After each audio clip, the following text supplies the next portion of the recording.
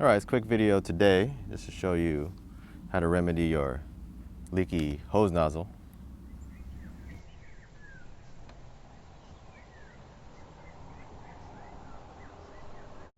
So when I first saw this hose nozzle, Teflon tape was used to make a seal, which worked out. But I used this hose nozzle, or this hose, to hook up to a pressure washer sometimes to get the dirt off cars and floor mats and all that stuff. So while the Teflon tape works to seal it, if you use it as a permanent attachment, it works. But if you switch over to different attachments, then as you know with Teflon tape, once you unthread it or unthread the attachment, then it doesn't work anymore. So I found hose is leaking everywhere. So I found a used O-ring, because this one didn't have an O-ring when I took it apart, and when I put the nozzle back together, of course, it started leaking everywhere. So I found this really tattered used one. So I put it on there, it worked for a while. There's enough rubber on there to make a seal. But since I was at Lowe's, I actually remembered to get a pack of these. A 10 pack of hose washers or O-rings. And you can get them at Home Depot too, but I saw at Home Depot was like a pack.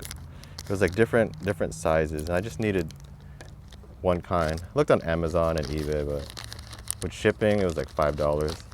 Cheapest place I could find it, Yardsmith brand, was at Lowe's. It was under $2 for a pack of 10, so you can't beat that. So with your screwdriver, like I did earlier, take out your old O-ring if you have one. Just kind of clean up the area here, mating surface of between the O-ring or washer and the nozzle or any attachment, or another hose. If you're putting it into another hose, the hose end should have it too. So get that nice and clean. And like with everything else, before you replace it, make sure it's around the same size, diameter. So you're gonna go ahead and grab your washer, throw it into the nozzle or other hose attachment. Set it in there. Like that. Looks good. I guess we could clean up I don't have a wire brush with me, so I'll just use a screwdriver to pick out the Teflon tape that was used previously. Get it off the threads. Now it's stuck in my hand. There you go. All right. Now, simply just screw your attachment back on, or your additional hose.